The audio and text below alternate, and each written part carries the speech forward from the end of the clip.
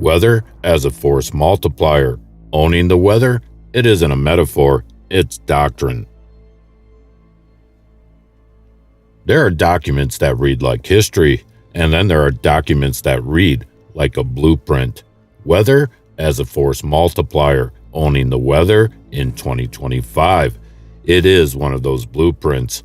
This document, it speaks in capability, in operational language, and in systems. It lays out a future where weather isn't merely forecasted, it's a geophysical weapon, where the atmosphere becomes a set of tools shaped for advantage, shaped for denial, shaped for control.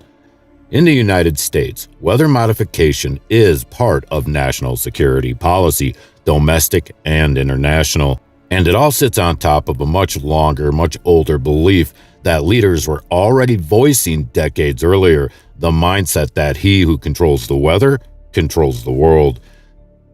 This is not a new idea, it's an old ambition with modern tools. And the world that we're all watching right now, the extremes, the shifts, the volatility, it doesn't seem like the world we knew. It feels like a system being used as a geophysical weapon. The precedent. The atmosphere was already used as a laboratory. Let's talk about Operation Popeye, a cloud seeding program used during the Vietnam War to extend monsoon seasons, conditions to create mud, to slow movement, to reshape logistics through the weather itself. Then there are test operations that took place right here in the United States, and the American public rarely wants to look at it directly. Operation Sea Spray, Operation Large Area Coverage, dispersion studies, exposure studies, real-world testing with real-world victims, sometimes involving communities who never even consented. This is why I don't accept they would never do that argument, because they already did. The only thing that changes over time is scale, sophistication, and more deniability. What the paper actually proposes on the weather through a system. The document doesn't just say control the weather, it outlines a system architecture. A global weather network, dense sensors, constant observation, modeling, intervention tools, feedback loops, and a closed loop where intervention happens, results are measured, models update, and intervention happens again. This isn't a one-time event, this is a continuous process. A weather force support element embedded into operations, not as passive forecasters, but as planners of environmental effects. And the paper's operational capabilities matrix reads like a menu. Precipitation enhancement, precipitation denial, fog and cloud removal, fog and cloud generation, storm enhancement, storm modification, space weather modification, communications dominance via ionospheric modification, detection of hostile weather activities, counter weather defense. This is the battle space design. This isn't just weather, it's a coupled system. Typically, we experience clouds down here, space up there, but Earth doesn't operate like that. The atmosphere is stacked and coupled. The troposphere, stratosphere, ionosphere, magnetosphere, energy and charge move through this system. Fields change, waves propagate, feedback loops form. And here's the part the paper acknowledges indirectly, and I'm going to say it plainly. In complex systems, small inputs can produce outsized effects because nonlinear systems amplify nudges when conditions are right. That's how chaos theory and nonlinear dynamics work. They're not using brute force to steer the atmosphere, they are using leverage points. The paper includes one element that should ring alarm bells for anyone paying attention: black carbon. You'll notice not all the lines in the sky look the same, some are black. Carbon black carbon dust as a weather modification mechanism. This is not a side note, this is a major component. Black carbon absorbs solar energy aggressively. It heats surrounding air, it increases evaporation, it changes stability, and it influences cloud formation and precipitation dynamics. In the paper's own framing, this isn't sprinkle something and hope, it is energy manipulation through aerosol physics using absorption to drive atmospheric behavior. And it proposes delivery concepts like modified aircraft and talks about generating particles through jet afterburner type processes and evolving toward more advanced delivery platforms. If you want to understand why the sky can behave differently when its composition changes, black carbon is one of the most direct bridges between particles, heating profiles, instability, clouds, rain. That's the physics of leverage.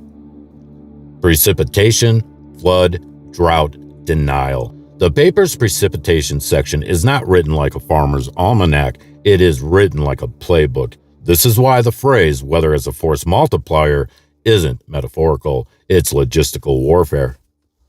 Fog and cloud control. The paper lays out dissipation and generation. Cold fog seeded to form ice crystals. Warm fog is addressed through heating or hygroscopic seeding. And then it moves into directed energy. Microwaves and lasers are used to alter visibility. Storms, localized enhancement, and lightning as a tool. Localized storms and thunderstorm enhancement. The paper describes the conditions: instability, water vapor, heating, latent heat release, supportive dynamics, lightning modification. Not just suppression, but the potential value of increasing lightning potential, manipulating electropotential characteristics over targets, inducing strikes as storms pass. When you combine that with a coupled system mindset, lightning stops being random weather and it becomes a controllable weapon. Even the psychological dimension is stated. The shock of weather phenomena used as pressure, as disruption, and as control. The ionosphere as an active domain.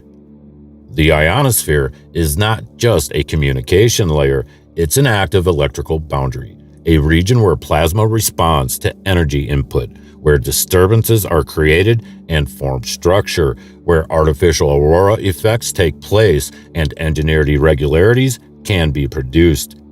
The paper describes methods of heating with high-frequency energy, microwave approaches, chemical injection concepts, particle beams, and energetic electrons.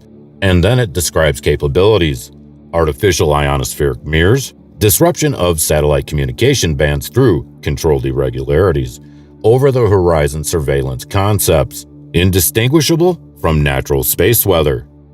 And the outcomes mean plausible deniability built into the effect itself. And if those effects are made to look like nature, the operation disappears into the noise. That's not communications, that's environmental weaponization with stealth. Artificial weather, virtual weather, and the weaponization of perception. This is where the paper becomes openly psychological. It proposes virtual weather, not by changing the clouds, but by changing what the enemy believes the weather is. Spoof the data, manipulate the sensory feed, create perception of conditions that aren't real. This is information warfare embedded in atmospheric warfare.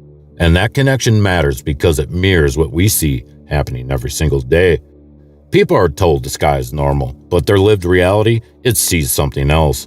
People are handed simplistic explanations while the system grows more complex. When perception is controlled, reality becomes harder to interpret. When reality becomes harder to interpret, fewer people resist. This is how you manage a population living under a changing sky. Now, we've seen 30-foot walls of water tear through Texas communities. Once-in-a-thousand-year storms now becomes regular. Freezing temperatures and snow in Florida, while other regions swing warm and dry. 70 and 80-degree spring-like temperatures in the northern Midwest regions, while other areas flip into deep cold. Jet streams behaving like wandering boundaries instead of stable rivers. Patterns shifting, stalling, snapping, and repeating. And all the while the public gets told it's just Mother Nature behaving badly, or that the sun did it, or a headline-shaped explanation designed to end the conversation. But the paper I'm reading doesn't describe a world where the atmosphere is untouchable. It describes a world where the atmosphere is engineered and integrated into strategy. Even in the sanitized world of mainstream research discussion, The admission is there. Large-scale atmospheric interventions carry real human costs. The people advocating for climate intervention through the use of solar radiation modification, stratospheric aerosol injection, and other geoengineering techniques openly acknowledge that many tens of thousands of people will die annually. So the moral weight is already on the table. That's the line most people refuse to look at directly, because once you admit that intervention can kill at scale, you're forced to admit the next question: who decides it? This paper treats weather as a resource, as a weapon, a shield, a tool for denial, and a tool for dominance. It describes mechanisms, it describes systems, it describes feedback loops, and it describes plausible deniability. And when we place that beside what we're seeing in the real world, the extremes, the instability, the shifting patterns, we're left with a quiet realization that turns heavy fast. This is bigger than most people can even conceive, and once you see the atmosphere as a coupled system, layered, connected, responsive, it becomes harder to believe that everything we're experiencing is random. So the next time you hear it's just the weather, it's just Mother Nature, it's the sun, nothing can influence systems that big, the climate is being engineered. So what we covered here today is only a fraction of what exists inside these documents, these programs, and the research surrounding them. There are layers we haven't even touched yet, and many more we're going to unpack as we move forward. Okay, Skywatchers, stay aware, be prepared, and until next time, keep looking up.